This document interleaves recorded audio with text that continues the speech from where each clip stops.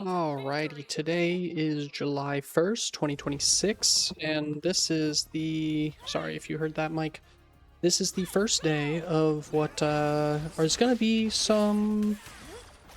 vlog of sorts, or a chronicle, some kind of log, or diary even might be a good word for it.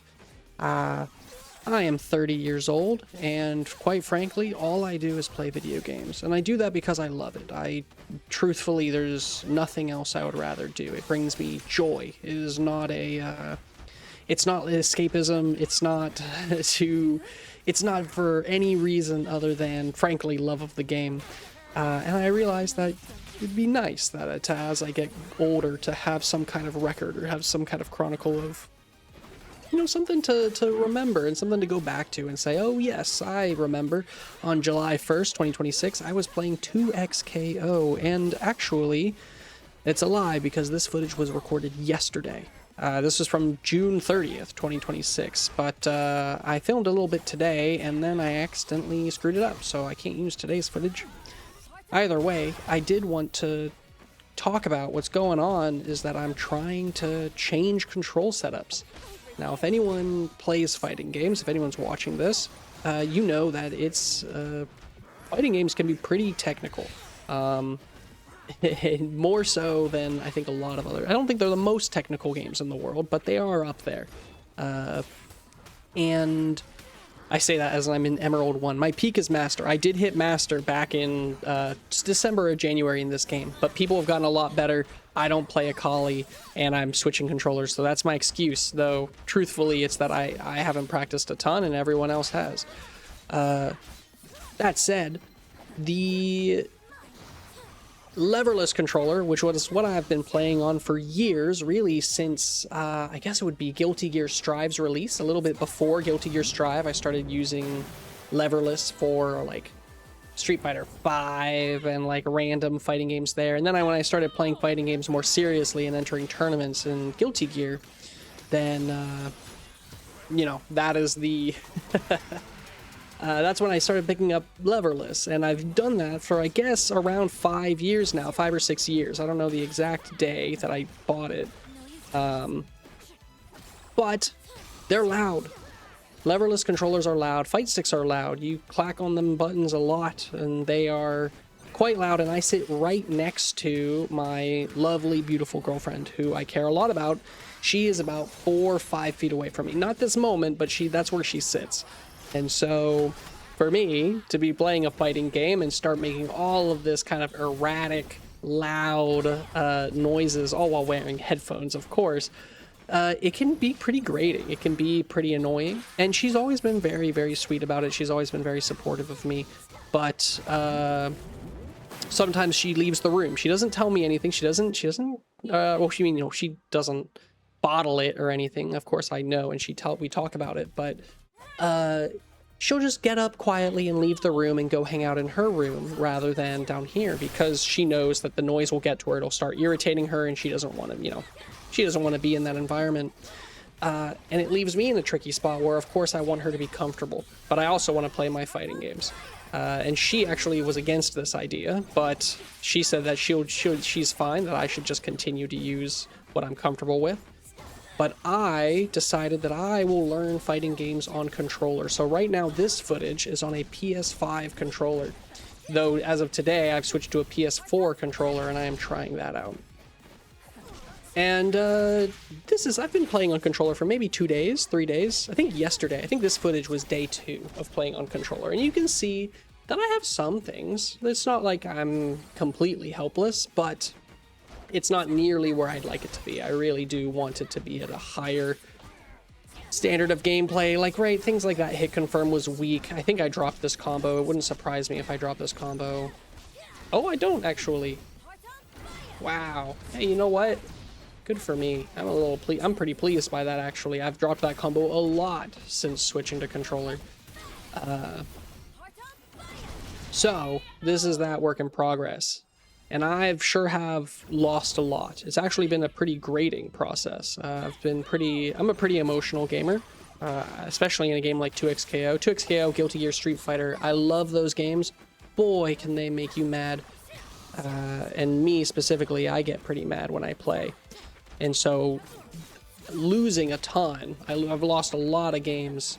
It was my first time winning a set. I actually didn't record this. My first time winning a set in Emerald 1 on controller was my very last set of last night. And that was, and again, I've been Masters before. In the past, I was in Masters.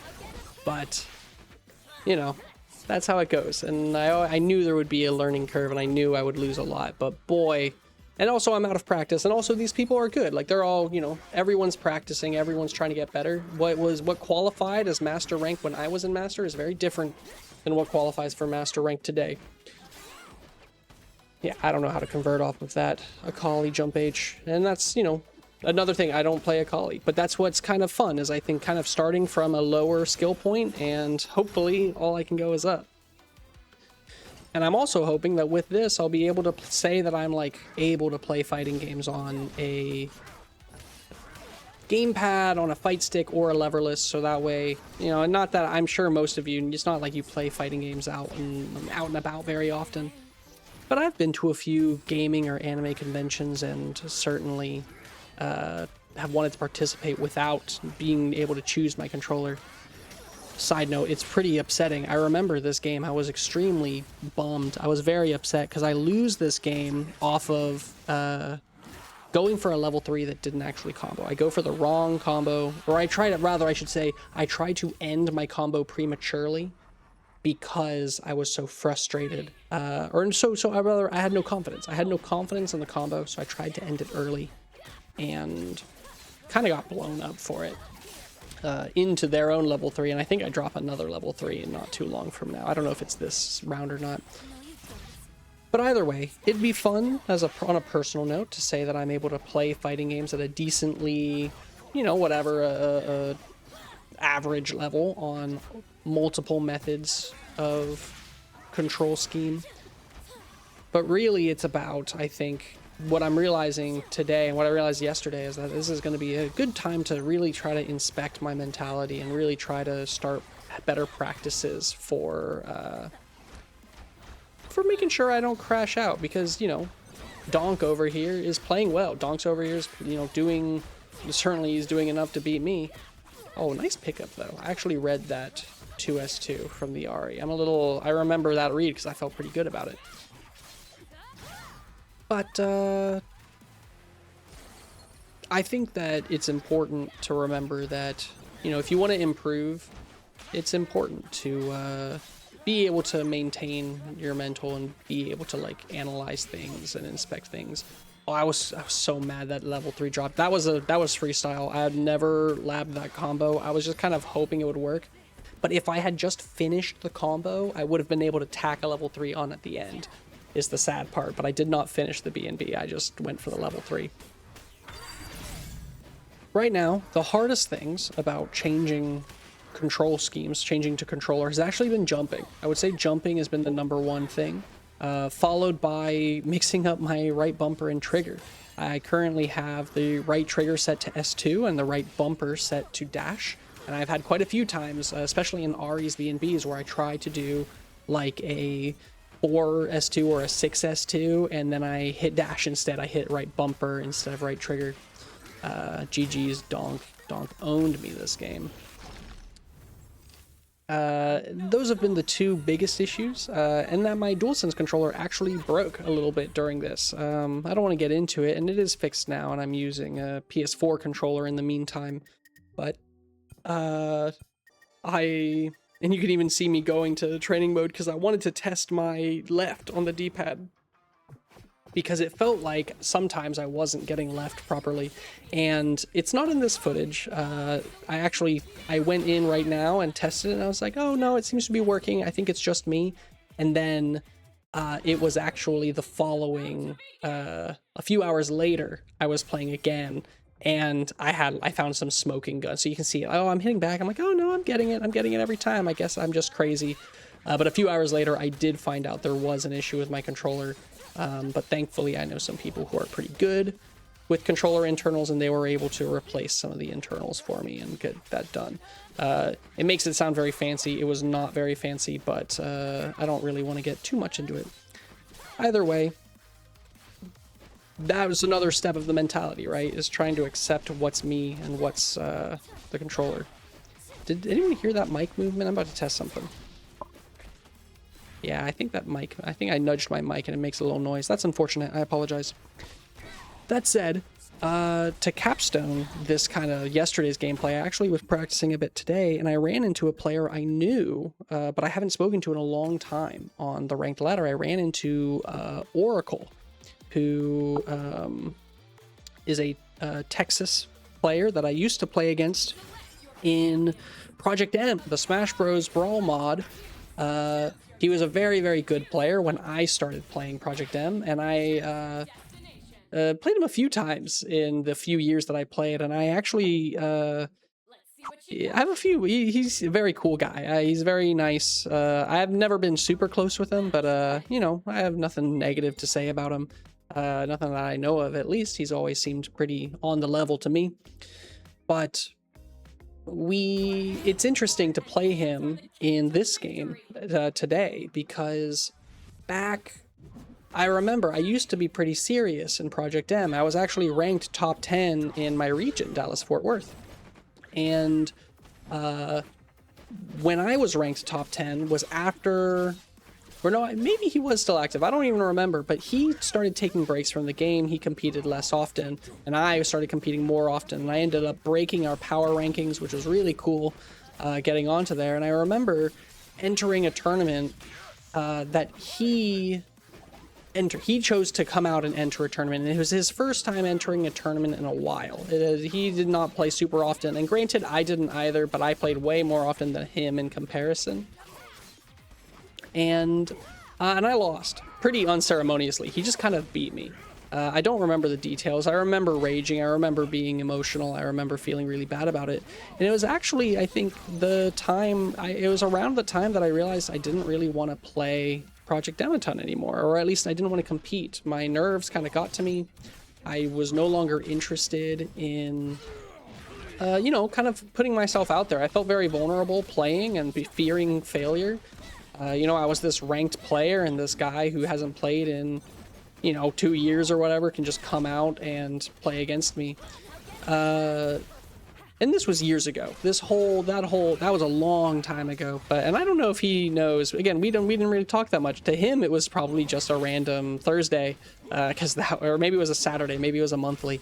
But and for me, it was one of the more important games of my life, I guess, in terms of tournaments, because it kind of it made me not want to play for a while. I was pretty, you know, I kept that with me, even when I went to Guilty Gear tournaments, even when I went to not Street Fighter, but like Rivals of Aether 2.